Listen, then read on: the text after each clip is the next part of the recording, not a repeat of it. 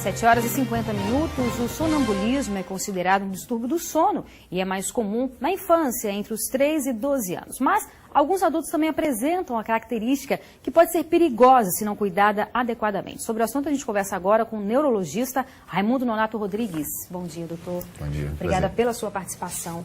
Quer dizer que por que é mais comum na infância? Porque a criança costuma ter uma quantidade de sono que nós chamamos profundo, muito mais importante. E ela está submetida a diversos outros elementos ambientais ou não que favorecem o contrário, a vigília. Então ela fica entre os dois estímulos e isso pode gerar o que nós chamamos de despertar dissociado. Ela não está nem dormindo, nem acordada. E quais os cuidados que os pais devem ter? Bom, em primeiro lugar, estimular essa criança o menos possível na hora de dormir. Se ela tiver sonambulismo no mesmo horário, favorecer o despertar naquele horário. Acorda devagarzinho, leva para urinar ou alguma coisa assim. E se eventualmente ela estiver durante uma crise de sonambulismo, falar com ela em voz bem tranquila, bem suave, conduzindo ao leito, de preferência só com a voz. E como é que é a característica? A gente tem muito em mente que o sonambulismo, né, que o sonâmbulo, né, aquela pessoa que levanta, sai da cama realmente, enfim, que fala coisas desconexas. Mas, por exemplo, conversar à noite, no caso da criança, isso também é uma forma de sonambulismo? É uma forma, a gente chama isso de sonilóquio. Não é grave, é bastante comum e é alguma coisa corriqueira que costuma persistir até na idade adulta sem nenhuma gravidade. Certo. E com relação ao adulto? O adulto que tem o sonambulismo, ele possivelmente tem algum outro distúrbio também? Pois é, o sonambulismo que não cessa quando chega com 12 e poucos anos, ou que desaparece e volta na idade adulta, merece uma investigação bastante aprofundada, porque a possibilidade de se esconder o que nós chamamos de uma psicopatologia por baixo disso é muito grande. Quais seriam essas psicopatologias que poderiam estar associadas? As mais variadas. A ansiedade, depressão, transtornos de personalidade, tudo isso pode acontecer e o sonâmbulo adulto, nessa fase, ele pode inclusive cometer algum ato do qual se arrependa em sono. Algum crime ou alguma coisa assim, porque ele não está consciente de absolutamente nada. De nada. Não tem consciência de nada. De nada, e nada no Código Penal também brasileiro prevê algum tipo de punição para esse tipo de situação. Ele pode cometer a priori, qualquer tipo de atividade agressiva em sono. E quais são as características do sonâmbulo?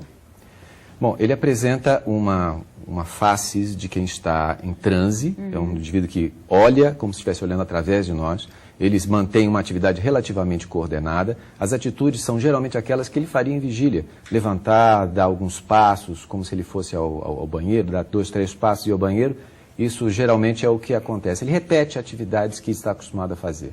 E fala também, e conversa? Como eu lhe falei, a fala pode ser chamada de sonilóquio, ela não precisa acontecer. Entendi. E geralmente quando acontece é alguma coisa incompreensível. E tem cura?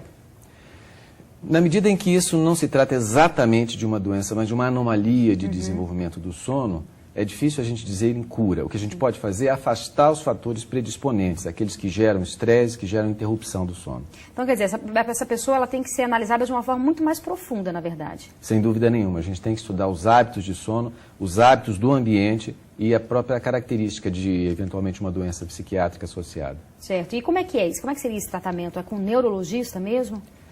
Com um especialista em sono. O tratamento versa basicamente um acompanhamento psicoterápico, eventualmente um exame polissonográfico, no caso daqueles casos que se repitam bastante, aqueles pacientes que têm uma frequência grande de crises, e às vezes mesmo remédio. Remédios. Agora dizem, enfim, existem alguns mitos também com relação a isso. As pessoas dizem que não é interessante você acordar o sonâmbulo quando ele está nesse transe. Isso é real? Isso é real sim, porque o indivíduo, como não tem uma perceptividade do ambiente normal, ele pode encarar a boa vontade de alguém que está tentando despertá-lo como uma agressão e responder de conformidade com o ato. Então, qual é a melhor atitude dessas pessoas que, no caso, têm crianças ou adultos que saem da cama, que vão andar? Porque também é perigoso você deixar a pessoa, né? É verdade. Desse jeito. É verdade. Se o indivíduo tiver o costume de sair andando e de se machucar, é bom esconder chaves, cuidar de quinas e de objetos que possam machucar esse paciente. Falar com ele com voz branda e tentar, com o mínimo de toque possível, reconduzi-lo até o leito. Ok. Muitíssimo obrigada pelos seus esclarecimentos. Prazer foi meu. Tenha um bom dia. Obrigado. E a seguir, estudantes de robótica aqui de Brasília vão representar o país em concurso mundial. Agora são 7 horas e 55 minutos. Não saia daí, nós voltamos daqui a pouco.